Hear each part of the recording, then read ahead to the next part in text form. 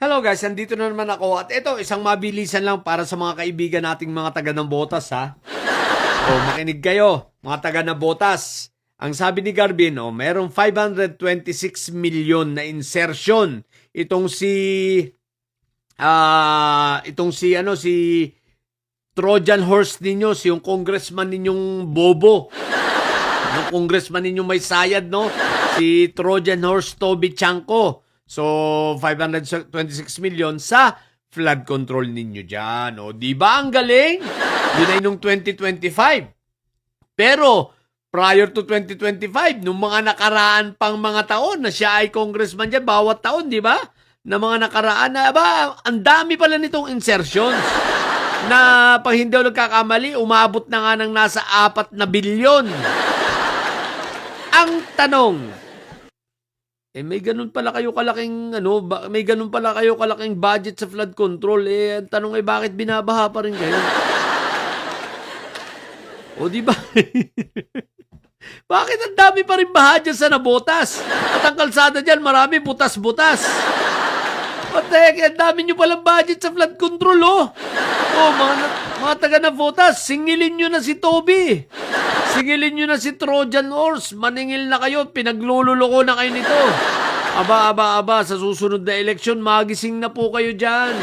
Parang mga taga Dasmariñas lang, yung marami na ang nagigising sa pagkakaboto nila rito kay Meow Meow. Abay, magising na po kayo dyan. Diba? Baka naman pinandagdag sa puhunan ng mga barko. Sa mga barko ni Toby dyan, no? Pati nga yung sinira niyang nasirang dyan, pangalan ito, flood control, dahil nabangga ng barko niya, hindi niya pinagawa, di ba? Kumuha pa rin ng pondo sa gobyerno. What the heck? Ibig ko sabihin, napakaraming kinukubra nito para sa inyong kaalaman, mga taga Nabotas, bilyon na halos ang nakobra nito.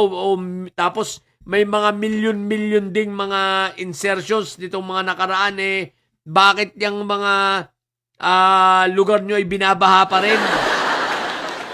Walang maayos na flood control, pati yung breakwater ninyo dyan, no? Yung break wall.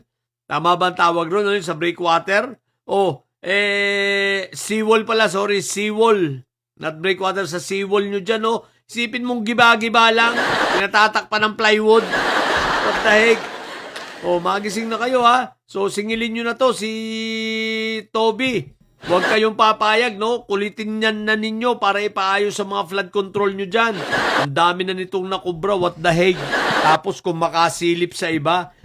Toby, tama naman yung sinabi rito ni Congressman Garbin, no? Bago ka sumilip sa iba, tingnan mo muna yung sarili mong distrito. Ang dami mong nasisilip, ang dami mong nakikita. Yung sarili mo, hindi mo makita, what the heck? Hindi mo man lang, ang intindihin mo yan na botas. Hindi yung kung ano pinag-iintindi mo. Di ba? Ang pasayain mo yung mga nandyan sa distrito mo. Hindi yung puro ka pakialam ka pa sa iba Hindi mo nga maayos-ayos siya sa lugar mo, what the heck? Siraulo na rin talaga to si Toby, no? Yun lang. Mga taga na botas, singilin nyo na itong congressman nyo, alam nyo na. Okay? So, sa mga bobong didilis dyan ang tatay ay karton, tapos ang tatay pa ay preso. Matili kayo mga bobot may sayad sapagkat ang may sayad ay laging high blood. Bye!